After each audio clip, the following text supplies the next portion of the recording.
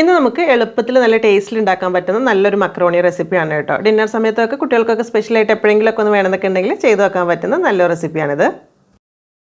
Macaroni ഒന്ന് വേവിച്ചെടുക്കാനായിട്ട് വെള്ളം തിളച്ച് വരുമ്പോൾ അതിലേക്ക് പാകത്തിനുള്ള ഉപ്പും ഒരു 2 നുള്ളു മഞ്ഞൾപ്പൊടി ഇട്ട് കൊടുക്കുന്നുണ്ട്. കുറച്ച് ഓയിലും ചേർത്തിട്ടൊന്ന് മിക്സ് ആക്കുക. ഇതിലേക്ക് 2 കപ്പ് അളവിൽ മക്രോണിയാണ് ചേർത്ത് കൊടുക്കുന്നത്. നമ്മൾ സാധാരണ വേവിക്കുന്ന പോലെ തന്നെ അത്യാവശ്യം നല്ലോണം തന്നെ വെന്ത് കിട്ടണം, എന്നാലേ കറക്റ്റ് ഒരു ടേസ്റ്റ് ഉണ്ടാവുള്ളൂ കേട്ടോ. അപ്പോൾ ഈ ഒരു രീതിയിൽ വേവിച്ചിട്ട് ഊറ്റിയെടുത്തൊരു സൈഡിലേക്ക് മാറ്റി വെക്കാം. ഈ മസാല റെഡിയാക്കി എടുക്കാനായിട്ട് 2 ടേബിൾ സ്പൂൺ ഓയിലും അതിൻ്റെ കൂടെ 1 ടേബിൾ സ്പൂൺ ബട്ടർ ഉണ്ടെങ്കിൽ അതുകൂടെ ചൂടാക്കി എടുക്കണേ. ഇതിലേക്ക് ഒരു 3-4 അല്ലി വെളുത്തുള്ളി നല്ല ചെറുതായിട്ട് മുറിച്ചിട്ട് എടുത്തിട്ട് ഒന്ന് മൂപ്പിച്ചെടുക്കുക. ഒരു പച്ചമുളക് ചെറുതായി മുറിച്ചതോടെ ഇട്ട് കൊടുക്കുന്നുണ്ട്. പിന്നെ മീഡിയം സൈസുള്ള ഒരു സവാള നല്ല കൊത്തി അരിഞ്ഞിട്ടാണ് ചേർത്ത് കൊടുക്കുന്നത് കേട്ടോ. സവാള ചെറുതായിട്ട് അങ്ങ് വഴന്ന് കിട്ടിയാൽ മതി, കുറേ കളർ മാറാൻ വേണ്ടി വെയിറ്റ് ചെയ്യുമൊന്നും വേണ്ട കേട്ടോ. ഇനി ഇതിലേക്ക് നമുക്ക് എല്ലില്ലാത്ത ചിക്കൻ ഒരു 250 ഗ്രാമാണ് കേട്ടോ. നല്ല ചെറിയ പീസായിട്ട് വേണം മുറിച്ചെടുക്കാൻ, മാക്സിമം ചെറുതായിട്ട് മുറിച്ചിടണേ. അപ്പോൾ അതും കൂടെ ആ ഒരു നല്ല തീയിൽ തന്നെ നല്ലോണം മിക്സ് ആക്കി എടുക്കുക. ചെറുതായിട്ടൊന്ന് കളറൊക്കെ മാറി തുടങ്ങുമ്പോൾ തന്നെ പാകത്തിനുള്ള ഉപ്പും കൂടെ ചേർത്തിട്ട് മിക്സ് ആക്കി എടുക്കുക. ഇനി നമുക്ക് ഇതിലേക്കുള്ള മസാലപ്പൊടികളായിട്ട് കുറച്ച് കാശ്മീരി മുളക് പൊടി ചേർത്ത് കൊടുക്കുന്നുണ്ട് ആദ്യം.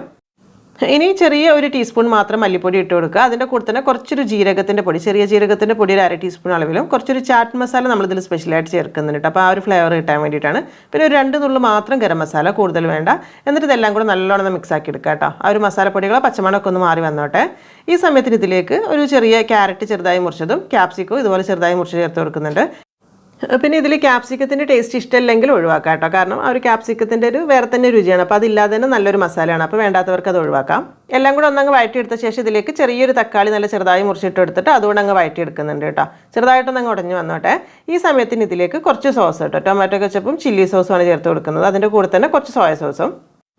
സോസുകളെല്ലാം കൂടെ ചേർത്തിട്ട് നല്ലോണം മിക്സ് ആക്കി എടുക്കുക. നന്നായിട്ട് ചൂടായി വരുന്ന സമയത്തിന് ഇതിലേക്ക് നമ്മൾ ആദ്യം ആ ഒരു മക്രോണി വേവിച്ച സമയത്തുള്ള വെള്ളം ഉണ്ടല്ലോ, അതിൽ നിന്നൊരു 1/2 കപ്പ് അളവിൽ ചേർത്ത് കൊടുക്കുന്നുണ്ട്. ഇനി അതില്ലെങ്കിൽ കുറച്ച് ചൂടുവെള്ളം ചേർത്ത് കൊടുത്താലും മതി. വെള്ളം ചേർത്ത് ഇതുപോലെ നന്നായിട്ട് നിങ്ങൾ തിളച്ച് വന്ന് ആ ഒരു ഗ്രേവി ഒന്ന് ചെറിയൊരു കുറുകലോട് കൂടെ ഉണ്ടെങ്കിലാണ് കേട്ടോ നമ്മൾ ആ ഒരു മക്രോണിയും കൂടി ഇട്ട് മിക്സ് ആക്കി എടുക്കുന്ന സമയത്ത് ആ ഒരു കറക്റ്റ് ടേസ്റ്റ് ആയിട്ട് കിട്ടുക.